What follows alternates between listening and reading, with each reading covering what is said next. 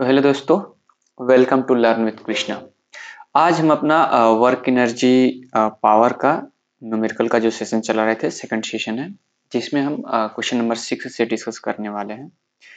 तो शुरुआत करते हैं। जैसे हमारा क्वेश्चंस दिया हुआ है, क्या दिया है एक बार पढ़ते हैं पहले क्वेश्चंस, फिर आगे बढ़ते हैं। ठीक है, बोल क्या रहा है कि एन इलेक्ट्रिक हीटर, एक इलेक्ट्रिक हीटर है जिसका पावर दे रखा है कितना, सॉरी पावर दे रखा है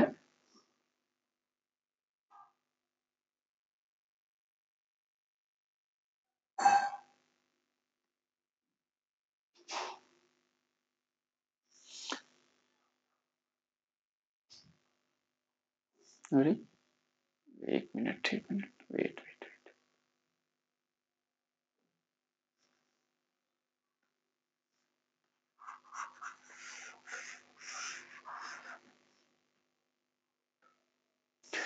इसका पावर कितना दिया है हमारे पास, पावर दिया है 3 किलो वॉट। ओके, अब इसमें पूछ क्या रहा है, is use for 10 hour, time भी दे दिया कि कितने समय के लिए यूज किया जा रहा है। तो इसको यूज किया जा रहा है 10 आवर के लिए। ठीक है, 3 किलो वॉट को अगर वाट में कन्वर्ट करें तो कितना हो जाएगा, 3 इंटू 10 का पावर 3 वॉट। ओके, बोला how much energy does it consume, express your answer in kilo watt hour. सबसे पहले हमें किलो वॉट आवर में करना है। तो ठीक है, ये किलो वॉट में है, तो अगर पावर पूछता है तो हमने जैसे वर्क का फॉर्मूला पढ़ा था, क्या वर्क इक्वल टू होता है, क्या सॉरी पावर इक्वल टू हमने देखा था, क्या पावर इक्वल टू, पावर से बताते हैं, पावर इक्वल टू होता है क्या, वर्क बाय टाइम। ठीक है, और हम जानते हैं कि वर्क और एनर्जी दोनों जो है ना, ये इंटर कन्वर्टेबल होते हैं। तो हम यहाँ इस वर्क को एनर्जी बोल सकते हैं। तो हम बोल सकते हैं क्या, power equal to energy by time, यानी जितना हम एनर्जी खर्च करते हैं उतना ही हमारा क्या काम होता है। तो वर्क और एनर्जी दोनों हमारा क्या है, सेम है। तो यहाँ से एनर्जी का अगर हम फॉर्मूला देखें तो हमारे पास एनर्जी का फॉर्मूला क्या हो जाएगा, एनर्जी इक्वल टू हो जाएगा power into time. Energy equal to हो जाएगा क्या, पावर इंटू टाइम, मतलब ऑब्जेक्ट का पावर और कितने समय तक के लिए चल रहा है वो उसका एनर्जी हो जाएगा। ठीक है, तो इस क्वेश्चन पे सॉरी इस फॉर्मूले पे हम करेंगे। तो देखिए इसका जो पावर दिया है कितना दिया है, 3 किलो वाट, मतलब पहले हमारा जो आंसर पूछ रहा है वो किलो वाट में ही पूछ रहा है, तो डायरेक्ट किलो वाट ही पुट कर देते हैं। तो अकॉर्डिंग टू क्वेश्चन, जो पहला क्वेश्चन हमसे पूछा है क्या, कि एक्सप्रेस इन किलो वाट की हाउ मच एनर्जी, तो एनर्जी इक्वल टू क्या, पावर इंटू टाइम। पावर हमारे पास कितना है 3 किलो वॉट और टाइम कितना है 10, तो इसका एनर्जी हो गया, ये हो गया 30 किलो वॉट आवर। तो ये इतना एनर्जी कंज्यूम कर जाता है। ठीक है, और हम जानते हैं कि एनर्जी का जो इलेक्ट्रिकल एनर्जी का अगर कमर्शियल यूनिट की बात किया जाए तो इसका जो कमर्शियल यूनिट होता है वो क्या होता है, किलो वॉट आवर होता है। क्या कमर्शियल यूनिट की बात किया जाए,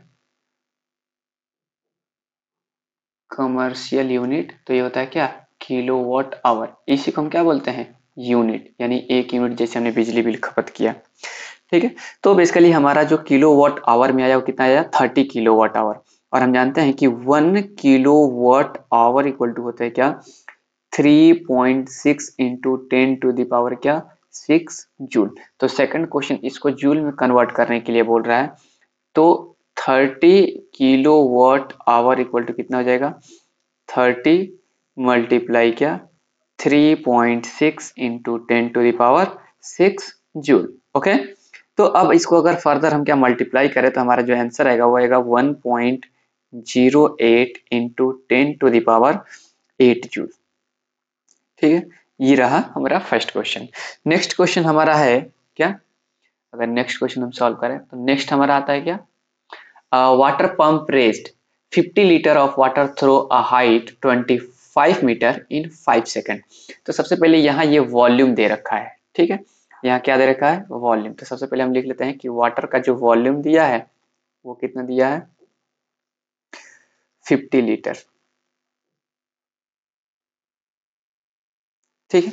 सेकंड हमें क्या दिया है, हाइट, कि इस इतने वॉल्यूम के वाटर को हम कितने हाइट तक रेज कर रहे हैं, तो ये दिया कितना 25 मीटर। नेक्स्ट हमें टाइम दिया है, तो इस टाइम को यहाँ पुट कर देंगे कि कितने समय के लिए ले रहा है, 5 सेकंड के लिए। ओके, नाउ बोल रहा है कि calculate the power of the pump required. Power निकालने के लिए हमें वर्क निकालना होगा, और वर्क निकालने के लिए हमें इसका मास चाहिए।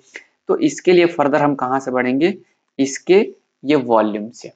ठीक है, सबसे पहले इस लीटर को हम मीटर क्यूब में कन्वर्ट कर देते हैं। ठीक है, तो अगर इस लीटर को अगर हम मीटर क्यूब में कन्वर्ट करेंगे तो ये हो जाएगा कितना, 50 इंटू 10⁻³ मीटर क्यूब, ये इसका वॉल्यूम हो गया। ठीक है, अब यहां से इसका हम मास निकालना चाहें तो डेंसिटी का एक फॉर्मूला हमने देखा था, डेंसिटी इक्वल टू होता है क्या, मास बाई वॉल्यूम। ओके, तो वाटर की डेंसिटी होती है मास में तो 1000 kg पर मीटर क्यूब, और इसका मास हमें नहीं पता है, और इसका वॉल्यूम की बात करें तो वॉल्यूम हमें पता है कितना, 50 इंटू 10⁻³ ठीक है, डेंसिटी इक्वल टू क्या हो जाएगा, मास बाई वॉल्यूम।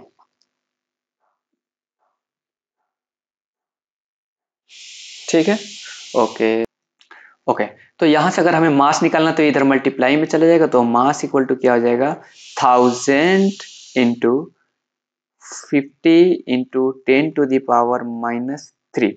10⁻³ से ये 1000 कैंसिल हो जाएगा, तो हमारे पास इसका जो मास आया वाटर का वो कितना आ गया, ये आ गया 50 kg।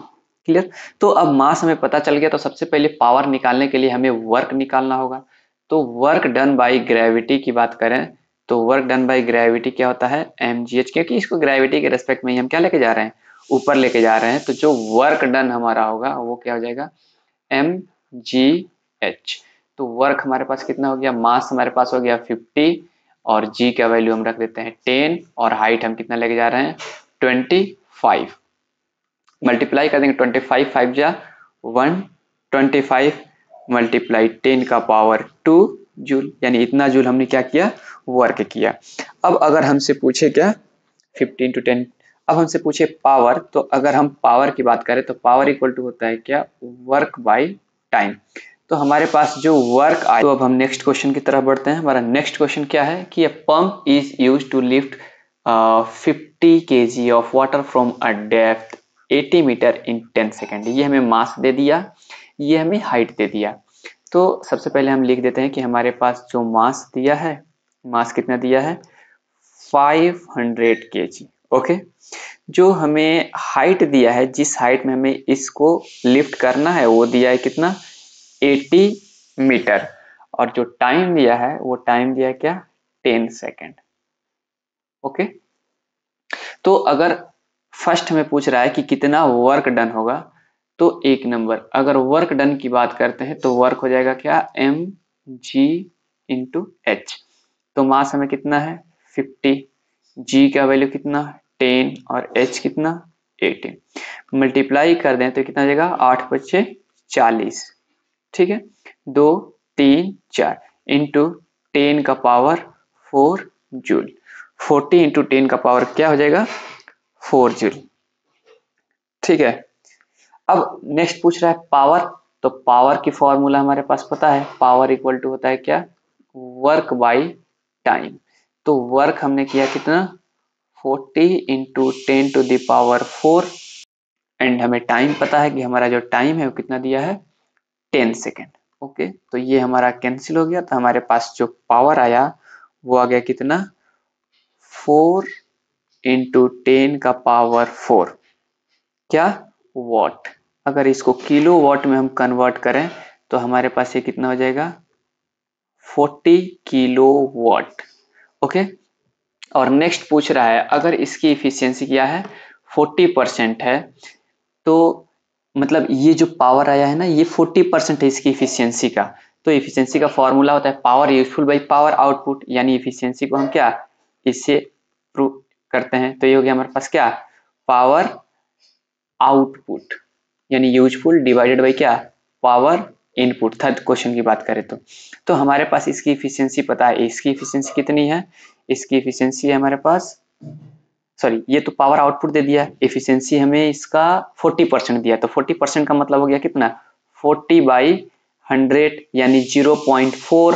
ओके, नेक्स्ट क्वेश्चन क्या होने वाला है, नेक्स्ट क्वेश्चन हमारा होने वाला है an ox can apply a maximum force of क्या 1000 न्यूटन। तो यहाँ देखिए फोर्स ऑलरेडी दे रखा है कितना 1000 न्यूटन।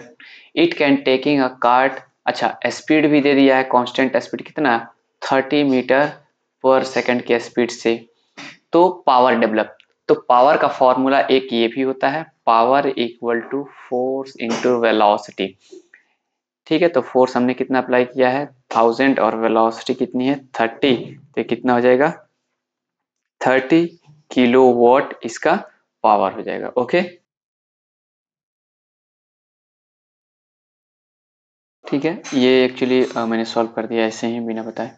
तो बेसिकली यहाँ फोर्स दिया है, वेलोसिटी दिया है, और पावर का फॉर्मूला जो होता है पावर इक्वल टू क्या होता है work by time. Okay, work को हम लिख सकते हैं क्या force into displacement by time, और हम जानते हैं कि डिस्प्लेसमेंट बाय टाइम जो होता है वो क्या होता है वेलोसिटी। तो पावर का एक फॉर्मूला निकल के आया क्या फोर्स इनटू वेलोसिटी। ओके, तो इस फॉर्मूले से मैंने इसको डायरेक्ट प्रूफ कर दिया कि F equal to V P equal to F into V, तो 30 किलोवाट इसका क्या गया पावर आ गया। Okay,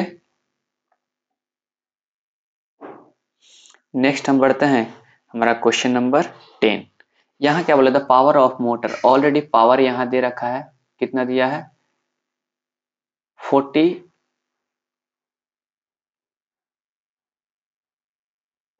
kilowatt. ओके,